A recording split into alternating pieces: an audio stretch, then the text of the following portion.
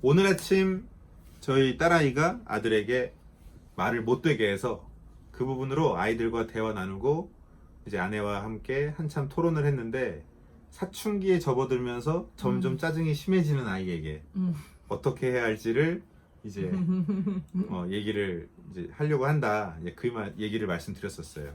근데 대체적으로 아이들이 연령대가 어려서 아직 애기 아직은 좀 이르지 않나 생각도 들었는데 다들 그래도 미리 아는 게 좋을 것 같다고 하셔가지고 진짜 아침에 저희가 자고 있었죠. 근데 막 밖에서 이제 두 아이가 일찍 일어나가지고 이제 막 둘이서 이제 자기들 프로젝트를 하고 있는데 이제 딸아이가 아들한테 되게 못되게 이야기하는 게 이제 들려가지고 이제 붙잡고 이야기를 하게 됐죠. 근데 로니는 좀 뭐라고 해야 되지? 어떤 일을 어떤 이제 뭐 자기가 하고 싶은 일이라든지 뭐 프로젝트를 할 경우에 이 집중력이 되게 강한 아이기 때문에 또 그거에 또 이렇게 주변에 또 흔들리는 어떤 요인들이 하나씩 나타나면 되게 근데 우리도 다 똑같지 않나요? 그거 같아요. 특히 결국 자기가 좀 예전에 좀 많이 심했잖아요. 결국 짜증이 나는 원인을 보는 게 난 되게 중요한 것 같아요. 그렇죠. 많은 가정들이 그런 상황에서 짜증내지 말라는 얘기만 하거든요. 야단만 치죠. 근데 짜증이 어떻게 안 나? 짜증내지 마라, 화내지 나는데, 마라 얘기를 하는데 그 이면의 이야기를 해야 되는 것 같아요. 항상.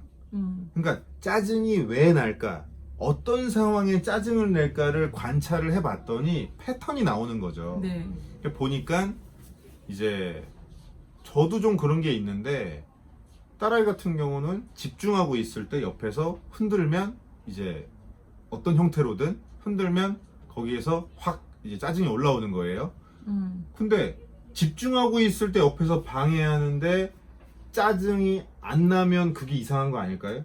그러니까 짜증이 올라오는 것은 너무 당연한 거라고 생각해요. 본능이죠. 화가 나는 것은 본능이죠. 그런데 짜증이 났다고 해서 화가 났다고 해서 다른 사람에게 화를 내도 되느냐, 짜증을 내도 되느냐라는 건 다른 얘기인 거죠. 그거는 안 되는 거니까. 그래서 오늘 이제 그 부분을 어떻게 보면 되게 일목요연하게 간단하게 정리를 했던 게, 자, 그러면 그 집중하고 있는 그것은 왜 하는 거냐? 예를 들어 아들 같은 경우는 이제 패션 디자인을 하고 있고 딸아이 같은 경우는 그림을 그리고 있는데 그 그림을 예쁘게 그리고 나면 엄마 아빠한테 갖고 와가지고 엄마 아빠 어때요? 막 보여주는 것도 되게 좋아하고 엄마 아빠가 그걸 보면서 기뻐하면 또 그걸 또 되게 좋아하고 결국은 제가 그랬죠. 그 그림을 만약 무인도에서 혼자 그리고 있다면 나 혼자 좋아서 그리고 아무에게도 보여주지 않는 작품이라면 그리겠냐? 그래도 그리겠냐? 좋으냐? 했더니 그건 아니라고. 이제 내가 그리는 것 자체도 재밌지만 아무래도 좀 더 많은 사람들하고 같이 내 그림을 함께 즐길 수 있을 때 그 기쁨은 더 큰 것 같다. 너무 당연한 감정이죠. 그렇죠. 이거는 나쁜 게 아니라 정말 건강한 본능이죠. 그거는. 그렇다면 이 작품의 너머에 사람이 있는 거 아니냐. 결국 누군가를 더 기쁘게 하고 누군가를 더 행복하게 해주는 데 있어서 나의 작품이 영향을 끼쳤으면 좋겠다 라는 거 아니냐. 그렇다면 사람이 중요한 거냐 작품이 중요한 거냐, 이제 그런 얘기를 이제 조곤조곤히 한 거죠. 아주 목소리는 상당히 크게 했고요. 이제 호소를 했죠. 뭐가 중요한 거냐. 그래서 그 이면에 사람이 중요한 거라면, 그렇다면 내가 그림을 그리는데 옆에서 뭐 예를 들어 막 장난치면서 흔든 것도 아니고 실수를 했거나 아니면 뭘 자꾸 물어보거나 하는 상황이 되면 미안한데 나 집중 좀 할 수 있게 시간을 달라고 얘기를 하면 되는 거지, 거기다 대고 화를 내거나 짜증을 내는 것은 굉장히 비인격적인 거다. 그럼 결국 내가 목적하는 바가 이 그림이 되면 목적이 그림이 되는 거고 이 목적을 달성하기 위해서 사람을 해치는 게 되는 거 아니냐. 그러면은 이게 의미가 없지. 모순이 생겨버리네? 음. 하게 된 거죠. 그런 부분을 지금 같은 경우는 이제 사춘기로 접어든다는 시점 자체가 말이 통하는 시점이잖아요. 네. 그래서 그 부분을 조곤조곤 얘기해줬더니 맞는 것 같다고. 그래서 그 부분을 자기가 이제 그러면은 이제 동생한테 사과를 하겠다. 그리고 또 얼마 전에도 할머니 할아버지가 오셨을 때 로니가 집중해서 책을 읽고 있는데 할머니 할아버지가 계속 이렇게 귀엽다고 건드셨거든요. 만지셨죠. 손녀니까. 근데 이제 집중할 때 자꾸 그런 일이 생기니까 이제 좀 안 좋은 행동을 했어요. 역시 그것도 같은 내용이다. 라는 것을 이제 본인이 깨닫고서 사과를 해야 되는 부분인 것 같다 해가지고 이제 본인이 사과를 한다고 했죠. 그러니까 결국은 그거 같아요. 이게 훈육을 하는 상황들을 보면 가장 좀 아쉬운 부분이 그 드러나 있는 겉으로 드러나 있는 그 현상만 갖고 야단을 쳐요. 그러니까 그 현상이 왜 생겼냐? 그 너머의 깊이로 더 들어가 줘야 되는 거죠. 그치. 예. 왜 그런 문제가 생겼는지 그거를 해줘야지만 아이가 설득이 되는 거죠. 자기 마음속을 자기가 잘 모르니까. 현재 그 아이의 마음이 어떤지 그쵸. 그걸 헤아려 그쵸. 줘야지 예. 그들이 이제 자기의 마음을 얘기하고 내가 이랬던 것 같다 이러면서 이제 생각을 하게 되니까. 근데 보통은 그냥 물어보잖아요. 그냥 왜 그랬어? 물어보죠. 그 정도는 많이들 해요. 그렇죠. 근데 왜 그랬는지 아나? 아니 청소년기에 막 접어드는 아이가 짜증이 왜 나는지 화가 왜 나는지에 대한 그 모르지. 이유를 그 아이가 설명할 수 있는 경우가 얼마나 있을까요? 그쵸. 그거는 부모가 알아야 된다 생각해요. 그러니까 그거는 부모가 관찰을 해야 되는 거고 부모가 그건 공부를 해가지고 이 시기에 있는 아이들이 감정선이 어떻게 변해가는지 맞아요. 그것을 부모가 알고 있는 상태에서 내 아이가 유난히 민감하게 반응하는 포인트가 어딘지도 잘 봐야 되는 거고 내 아이의 성향이 정말 그래도 사람들을 위하는 아이인지 아니면 좀 반사회적인지 그런 것들도 봐야 되는 거고. 그렇죠. 근데 굉장히 사교성도 있고 사람도 좋아하고 사랑이 넘치는 아이인데 저런 어떤 일정한 부분에서는 사람들에게 함부로 대한단 말이죠. 그런 부분이 나타날 때는 분명히 뭔가에 모순점이 나오거든요. 그거는 사실 이 어려운 거를 아이한테 이유를 얘기하라고 하면 아이 입장에서는 그냥이란 답이 나올 수밖에 없어요. 그냥 그랬어. 그럼 이제 부모는 이제 화를 내죠. 그냥이라니. 얘기하라니까 내가 너한테 얘기를 할 수 있는 기회를 주는데 그냥이라니. 뭐 이렇게 얘기를 보통 하면서 이제 싸우죠.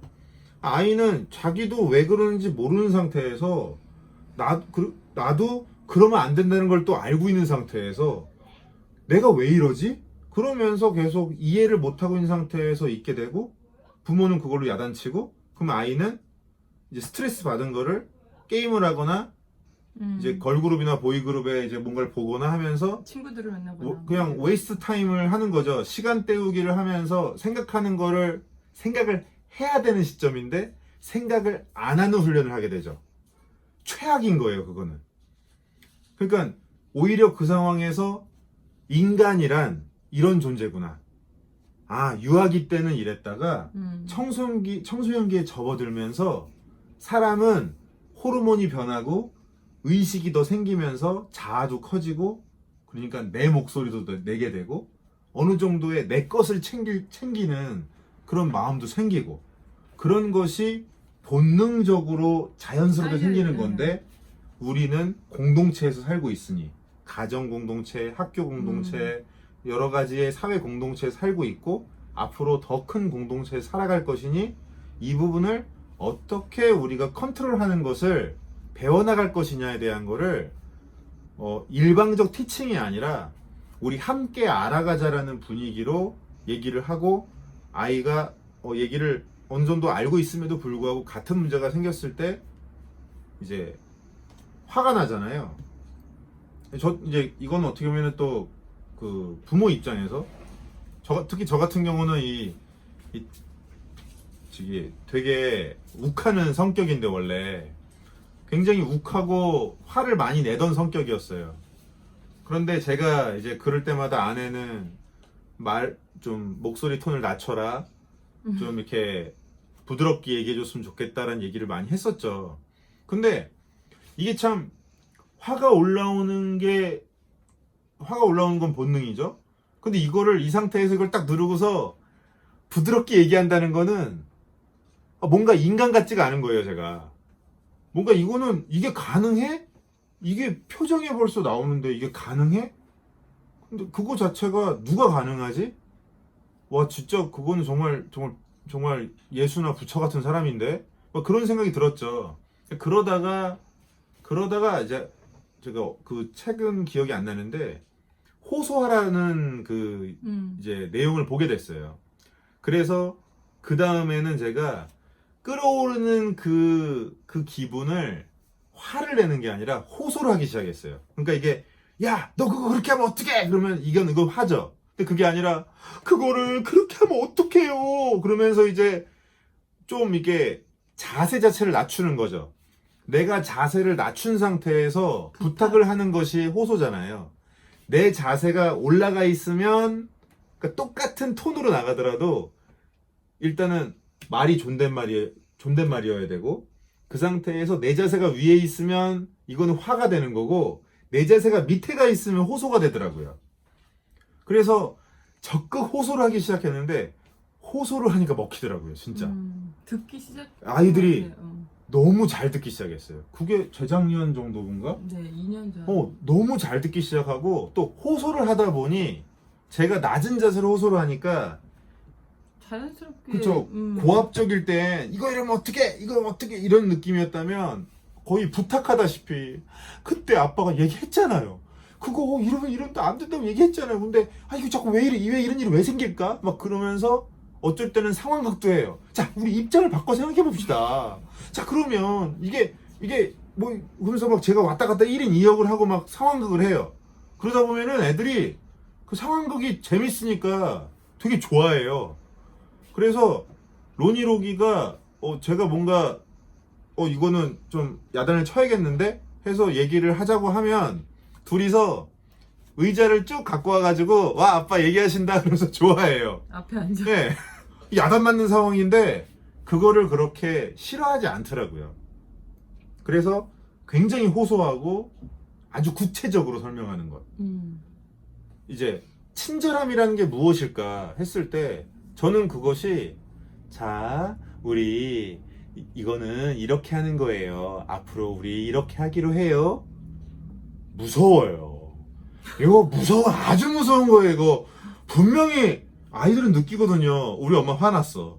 우리 아빠 화났어. 근데 엄마랑 아빠가 이제 표정 관리를 하면서 자 우리 이거 앞으로는 그렇게 하면 안 되는 거 이제 꼭 기억해 줘야만 해요. 이러면은 애들 떨어요. 무섭죠. 그것만큼 무서운 거 없어요.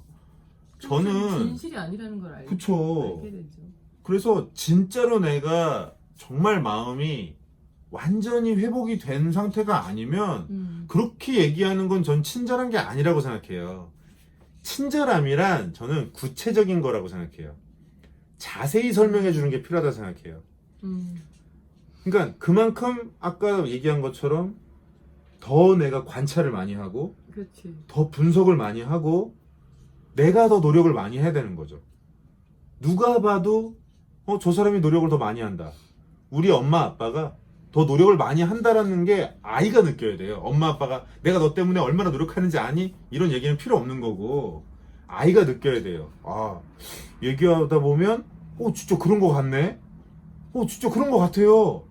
아빠 얘기 들어보니까 맞아. 내가 그런 기분이었던 것 같아. 그러니까 뭔가 아이의 마음을 이런 거 아닌가? 이런 거 아닌가? 이런 거야? 저런 거야? 막 상황을 해가면서 이런 상황일 때 어떨 것 같아? 막 그런 걸 하다 보면 아이가 듣다 보니까 이건 아닌 것 같고 그것도 아닌 것 같고 요게 맞는 것 같아요라고 아이가 찾게 돼요. 그게 반복이 되다 보면 나를 우리 엄마 아빠가 되게 잘 알고 있구나. 나를 잘 알고 있구나라는 생각을 아이가 갖는다는 건 아이의 자존감에 그쵸. 엄청난 도움이 되잖아요. 그러니까 정말 그 부모가 해야 되는 친절함이란 자세히 설명해 주는 것. 그리고 고압적인 위치가 아닌 낮은 위치에서 호소하는 것. 존댓말로 조곤조곤히 하면 그 상황이 아이한테 무섭게 느껴지지 않는다는 거죠. 뭐 오늘도 로니한테 물어봤잖아요. 네. 아빠가 옛날에 무섭게 야단쳤을 때가 있지 않냐. 이제 기억난다고 얘기하죠. 근데 뭐 때문에 야단쳤는지 기억하냐? 모르죠, 당연히. 무서웠던 기억만 남아있으니까. 내용은 모르고. 결국 목적이 뭐냐는 거예요, 역시. 내가 아이를 야단치는 목적이 무섭게 하려고 하는 것이냐, 아니면 알려주려고 하는 것이냐. 근데 무섭게 하면 내 아이는 알려주지는 못하고 배우진 못하고 그 상황만 기억하고 관계는 멀어진단 말이죠. 이거는 기본적으로 인간은 그럴 수밖에 없다라는 것이, 이거는 절대 진리인데, 그거를 무시해버리고 화를 내버리면은 목적 자체가 완전 다 망가져버리는 거죠. 그래서 그 부분에 대한 인식을 부모님들이 분명하게 하는 것이 첫 번째로 중요한 것 같아요. 예, 화를 내는 것은 아무짝에도 도움이 안 된다. 근데 그 화를 억지로 누르려고 하면 그것도 역시 도움이 안 된다. 그러니까 낮은 자세에서 적극적으로 호소를 하고 여러 가지의 상황극을 통해 아이가 역지사지해서 입장을 바꿔서 다양하게 생각해 볼 수 있도록 최선을 다해서 자세히 설명을 해주는 것이, 그것이 제일 좋은 교육이라고 생각을 해요. 그래서 그렇게 지금 이제 뭐 특히 로니가 사춘기에 접어들면서 그런 상황들이 많이 생기고 있는데, 그거를 저희는 되게 뭐 자연스럽게 보고 있고요. 맞아요. 이제 뭐 오늘 이걸 한번 이제 이렇게 얘기했으니까 안 그럴 거야, 이런 생각 절대 안 하죠. 예, 저희는 그냥 1000번만 하자. 예, 1000번만 하자. 물론 얘기할 때마다 도대체 이거 지난번에도 얘기했잖아요 라는 얘기를 하긴 하지만, 그렇다고 해서 뭐 한 3번 뭐 3-4번 얘기하면 아이가 들을 거라 생각 안 하죠.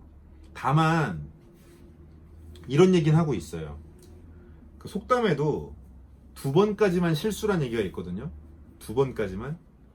3번부터는 실력이다. 3번부터는 그 사람의 성격이다. 이제 그런 얘기들이 있거든요. 그러니까 우리도 봐야 되는 게, 내 아이가 실수한 것인지 아니면 이미 그게 습관으로 박혀버린 것인지, 그거를 또 구분을 해야 되는 것 같아요. 그렇죠. 예, 습관으로 박혔다면 습관은 교육으로 안 되잖아요. 습관은 훈련으로 하는 거죠. 그러면 역시 그 습관을 바꿔주기 위한 훈련 프로그램을 만들어야 되는 거고, 만약 이제 실수라고 하면 당연히 용서해주고 상황을 잘 설명해주고 아이가 납득할 수 있도록 도와주는 게 필요한 것 같아요. 맞아요. 예. 그거를 계속 해 나간다면 사춘기가 지났을 때 그 질풍노도의 시기가 지났을 때 아무래도 이제 엄마 아빠가 얼마나 노력했는지 그런 것들도 아이들은 다 기억할 거고, 그러면 사춘기 시기에도 사이좋게 잘 지낼 수 있을 거라 생각하고요. 청년기가 됐을 때 더더욱이 정말 친밀한 사이가 될 수 있을 거라고 믿어 의심치 않습니다.